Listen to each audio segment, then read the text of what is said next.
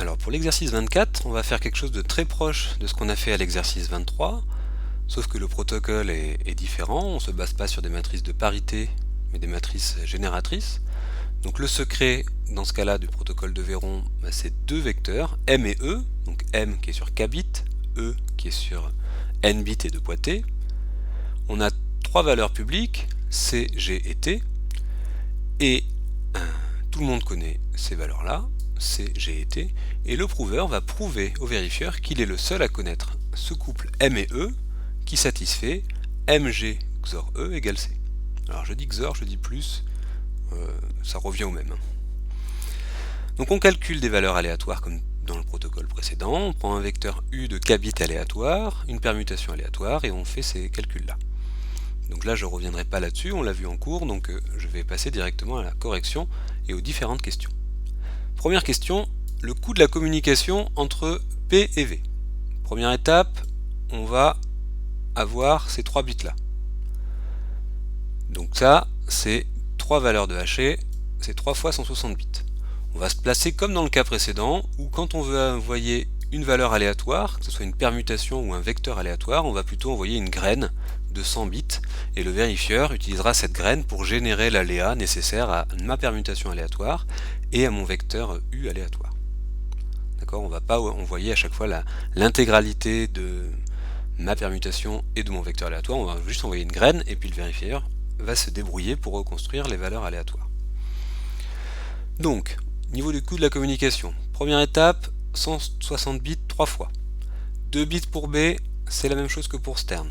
Ici, on a sigma, donc qui va faire alpha bit, U XOR M qui va faire K bit, d'accord, parce qu'on rappelle que U est de taille K, M aussi, puisqu'on va faire des combinaisons linéaires des lignes de G, donc ça c'est bien de taille K. Donc ça c'était pour le premier cas, d'accord, on était là. Pour le deuxième cas, alors, sigma de U XOR MG, donc là c'est le permuté de certaines lignes de G. Donc on a fait des combinaisons linéaires des lignes de G, et on le permute. Donc là on est obligé d'envoyer les N bits qui correspondent à ce truc là. Pareil pour sigma de E. On va dans un premier temps dire qu'on envoie les N bits. Mais on pourra faire la même astuce que précédemment, on verra ça dans la question 3. Pour le troisième cas, on n'envoie que des valeurs aléatoires, donc on peut envoyer 2 alpha bits. Donc là quand on calcule le coût, eh bien on a 3 fois 160, plus 2, plus 1 une fois sur 3, eh bien la somme des 3. Puisque en moyenne, on fait la somme des 3 et on divise par 3. Donc ça fait 3 alpha plus 2n plus k divisé par 3. Donc ça c'est le coût de la communication du protocole de Véron. Quel est ce coût par rapport à celui de Stern du protocole précédent? Alors ici on a ça, 482 plus alpha plus 2n plus k sur 3, alors que pour Stern on avait 482 plus alpha plus n. Et on sait que k est bien plus petit que n. Donc 2n plus k sur 3, c'est plus petit que 3n sur 3, donc on va envoyer moins de bits. Le coût de la communication est plus faible, pour le même niveau de sécurité. Même niveau de sécurité, ça veut dire le même choix des valeurs de n et k. Proposer un moyen de réduire ce coût de la communication, eh bien, comme tout à l'heure, là aussi il manque le sigma de E, la même erreur que tout à l'heure, donc on envoie phi nt-1 de sigma de E, et pareil ici, le vérifieur reconstruira sigma de E à partir de phi nt-1 de sigma de E. D'accord, il fera phi de cette valeur-là. Donc là, ce sera dans le cas B égale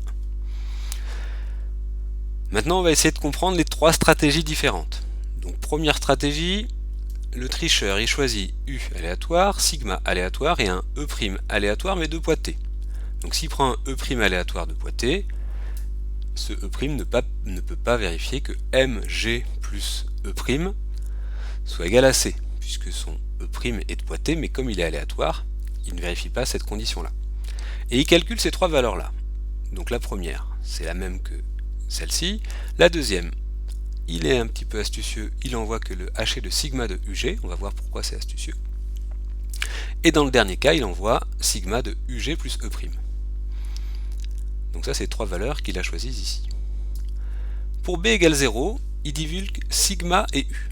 Donc pour B égale 0, sigma et U. Donc C1 sera vérifié, puisque c'est H de P1, donc donc il a reçu sigma en premier, c'est bon. Pour C2, il va faire le haché de sigma de UG. Et C2, il a calculé de cette manière-là. Donc là, pour B égale 0, le vérifieur ne verra pas que le prouveur n'est pas honnête. Donc ça, c'était la première façon de tricher. Si B égale 0, il triche avec succès. Si B égale 1, alors il va envoyer sigma de UG, au lieu d'envoyer ça, et sigma de E'. Donc il va bien vérifier que le poids de sigma de E', c'est bien T, puisqu'il a choisi E' de poids T. C2, qui est égal à H de P1, donc comme il a envoyé sigma de UG, et que son C2 c'est sigma de UG, c'est le H de sigma de UG, donc là ça marche aussi. Et pour C3, il a envoyé sigma de UG et sigma de E', donc en faisant sigma de UG XOR sigma de E', il retombe bien sur C3. Par contre, il ne peut pas vérifier C1, parce que s'il pouvait vérifier C1, c'est qu'il connaîtrait la permutation et qu'il retrouverait E. Dernier cas, si B égale 2, eh bien, il enverra sigma et U, mais là, ça ne marchera plus, puisqu'il enverra sigma de haché de sigma, donc ça fonctionnera. Mais ici, C3, il a calculé de cette manière-là. Hein. On rappelle que C3, qui est là, il a calculé en faisant UG XOR E'. S'il envoie sigma et U, ben ça fera sigma de UG XOR C. Et là, il a envoyé XOR E' pour pouvoir tricher. Donc là, il ne pourra pas tricher avec succès si B égale 2. D'accord? Donc il pourra répondre, se préparer à répondre à 0 et 1, mais si il reçoit un 2, eh bien il ne pourra pas répondre, il se fera démasquer. Deuxième stratégie, il va calculer C1, C2 et C3 de cette manière-là. Donc là, on n'est pas exactement comme le protocole honnête. On a remplacé, au lieu de faire U plus MG, on a fait UG. Donc dans quel cas il va pouvoir tricher? Eh bien, il va pouvoir répondre au challenge B égale 0 et 2, parce que si B vaut 0, on est dans ce cas-là, il va envoyer sigma et U. Donc lui va pouvoir bien vérifier que le haché de sigma est correct. Il va vérifier aussi que le haché de sigma de UG est correct. D'accord? Donc il a bien calculé le C2, on est dans le même cas que la stratégie A. Pour B égale 2, on est dans ce cas-là. Le haché de sigma, c'est bon.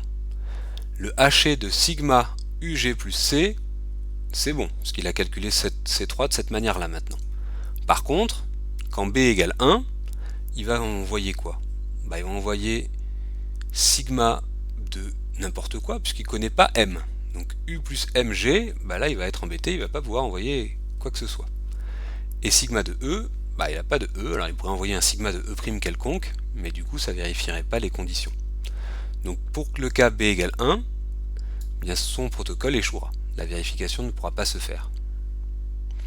Par exemple, en vérifiant C2, qui est égal à H de P1, P1 c'est sigma de UG, donc admettons qu'il envoie ici sigma de UG, là ça ne marchera pas dans le cas suivant, puisqu'il fera sigma de UG plus sigma de E, et ça ne reviendra pas à sigma de UG plus C.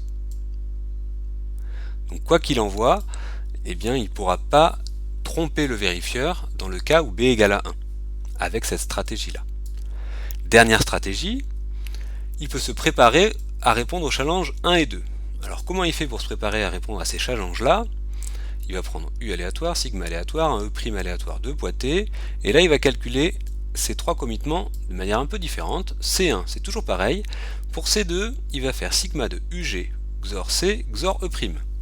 Et C3, il le calcule honnêtement. Donc si B égale 1, il va divulguer sigma de UG XOR C XOR E'. Donc dans le cadre où B égale 1, ici, il va envoyer sigma. Alors là, j'ai un truc qui est pas mal, si je peux effacer ce que j'ai fait. Normalement. Voilà. Il envoie sigma de UG XOR C XOR E', ici, et sigma de E'. Donc là, il va pouvoir vérifier C2, parce que C2 c'est haché de sigma de UG XOR C XOR E'. Donc c'est ce qu'il a envoyé pour P1.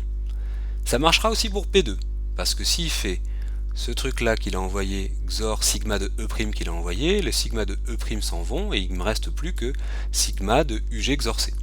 Donc là, il se sera préparé à répondre à B1.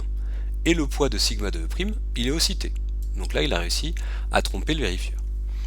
Si b égale 2, il va envoyer sigma et u. Pour le premier, il n'y a pas de problème, c'est le haché de sigma, c'est bon. Pour le deuxième, c'est le haché de P1 appliqué à P2 de G XOR C. Ben là, il a calculé le C3 comme au départ, il a envoyé sigma et u qu'il a calculé aléatoirement comme au départ, donc il va pouvoir répondre correctement au challenge b égale 2.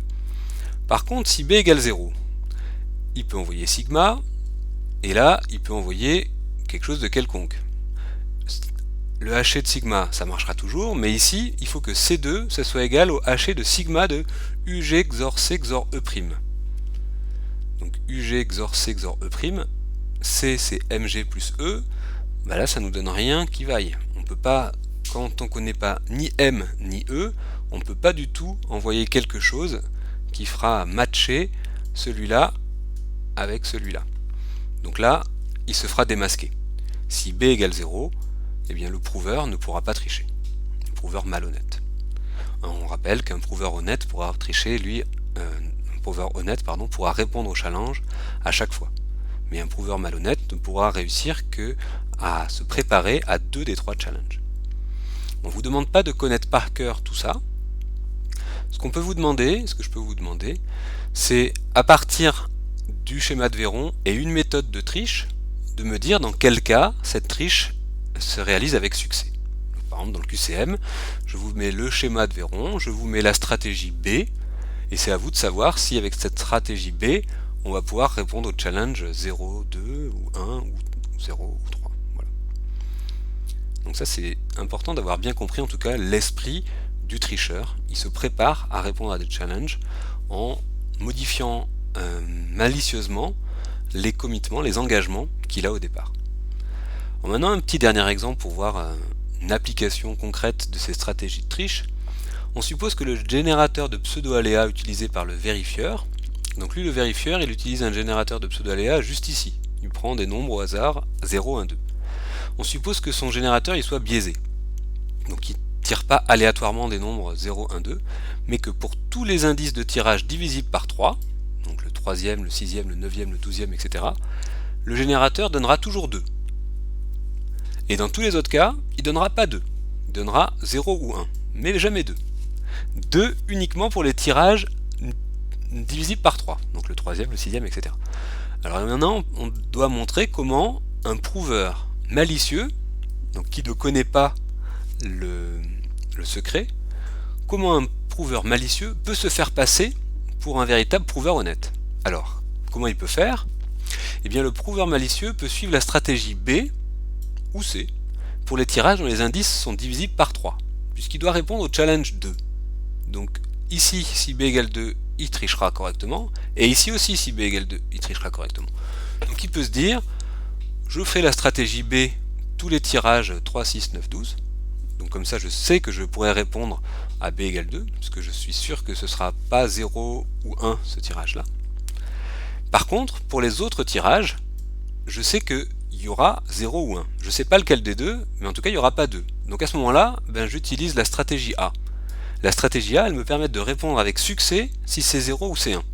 Donc là je suis sûr de pouvoir me faire passer pour un prouveur véritable, alors que je suis malhonnête. Mais comme le générateur d'aléas est biaisé, je peux anticiper les challenges qui vont m'être proposés, et du coup me faire passer pour quelqu'un d'honnête alors que je ne le suis pas.